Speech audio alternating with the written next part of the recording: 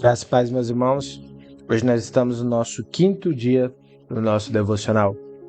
Hoje fizemos a leitura de Mateus, capítulo de número 5, Levíticos de número 20, Jó de número 39 e Ezequiel de número 38. E hoje somos confrontados, através da palavra do Senhor, com um padrão elevado do reino de Deus, com a seriedade com que ele trata o pecado, com a grandeza do Criador revelada na criação e com a certeza de que Deus governa até os eventos futuros da história. Reino não é superficial. Ele transforma os valores, comportamentos e visão do mundo. Em Mateus capítulo de número 5, inicia o sermão bastante conhecido, o Sermão da Montanha, ou, em algumas traduções, do Sermão do Monte.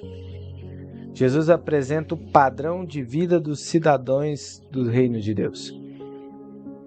Então Jesus ele começa falando da humildade, da mansidão, da misericórdia e da pureza de coração.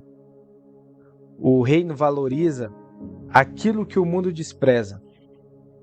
O reino de Deus ele vai exatamente à contramão do mundo. Os padrões do mundo, os costumes do mundo, as habitualidades do mundo. O reino de Deus vai completamente à contramão. Então o reino de Deus ele valoriza exatamente aquilo que o mundo despreza. E Jesus vai deixar claro que não veio para abolir a lei, mas ele veio para cumprir a lei. Ele vai além do comportamento externo e trata o coração. Ele vai dizer sobre ser sal e ser sobre luz. O Cristo, ou o cristão, é chamado a influenciar o mundo sem se contaminar com ele. Eu costumo muito dizer, nós somos chamados para influenciar e não para ser influenciado. Cristo levantou você para influenciar e não ser influenciado. Nós temos que utilizar as ferramentas em que o mundo tem utilizado. Nós temos que utilizar do meio que o mundo tem utilizado para alcançar as pessoas. Só que muitas das vezes nós ficamos tão arraigados, tão presos às coisas, à religiosidade, que essa ferramenta que você está vendo aqui agora, o YouTube, muitas das vezes ela foi e é usada para disseminar diversos tipos de conteúdo, letras e músicas obscenas, coisas pornográficas. Mas nós estamos aqui, levando a palavra de Deus. É necessário que o povo entenda isso. O cristão ele é chamado a influenciar o mundo sem se contaminar com ele. E é possível sim, mas primeiro você precisa ter santidade. Isso que nós falamos nas aulas anteriores. Um coração santo a se santificar. O reino não se vive por aparência, mas por transformação interior. Levíticos capítulo de número 20 mostra que Deus leva a santidade a sério. As penalidades severas mostram o quanto o pecado destrói o povo e a comunhão com Deus. Israel estava cercado por nações que normalizavam práticas abomináveis. E Deus protege o seu povo, estabelecendo limites claros.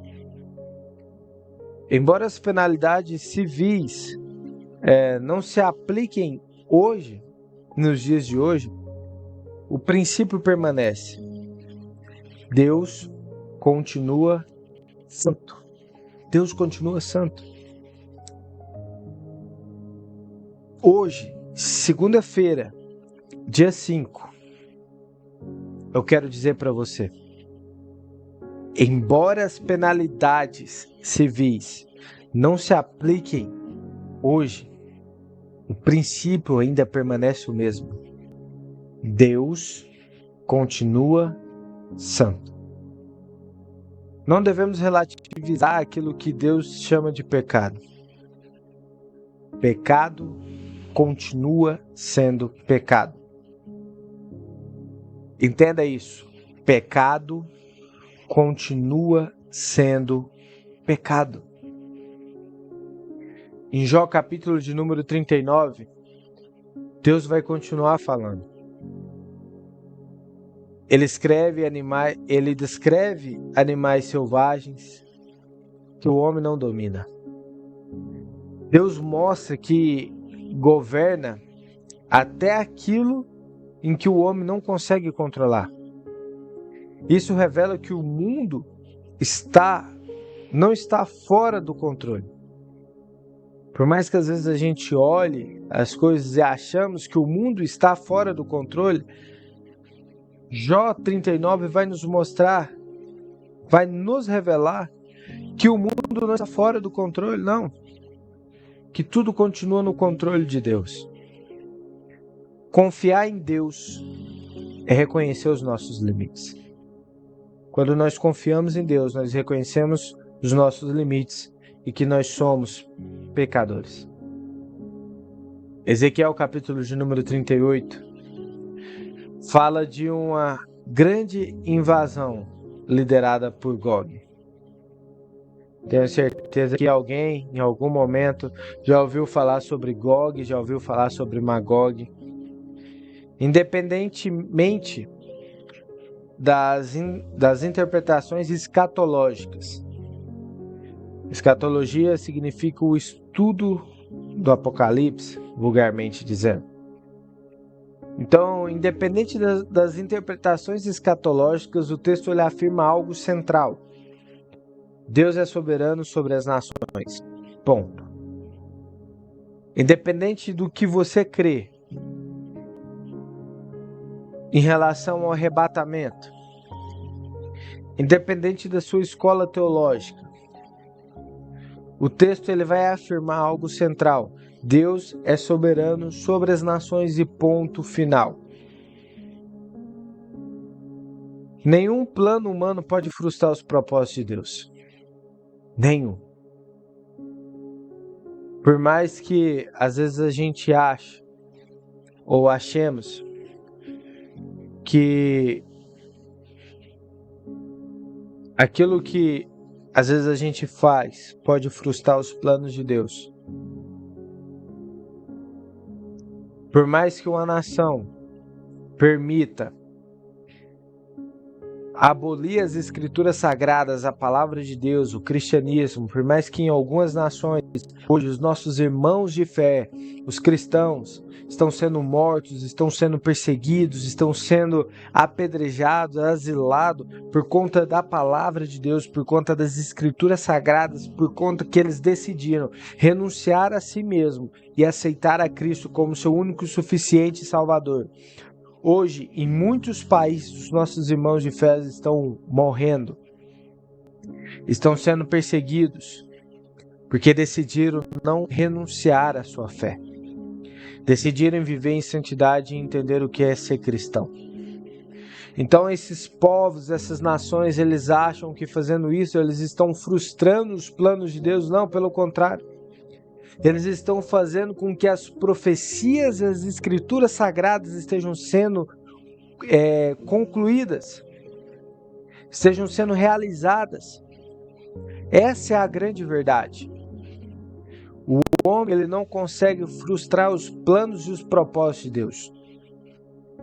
O povo de Deus ele não vive com medo do futuro, mas com a confiança no Senhor. Porque cremos e sabemos para onde nós iremos. Então, para concluirmos, Jesus nos chama a viver um padrão do reino. Deus ele vai nos exigir santidade. Ele governa a sua criação. E ele controla a nossa história. Nossa segurança está em quem Deus é e não em quem nós somos e não em quem nós queremos ser. Mas a nossa segurança está em quem Deus é. E eu quero orar. Feche os seus olhos. Senhor, ensina-nos a viver segundo o Teu reino, a tratar o pecado com seriedade, a confiar na Tua soberania e a descansar em Ti. Em nome de Jesus. Amém e amém.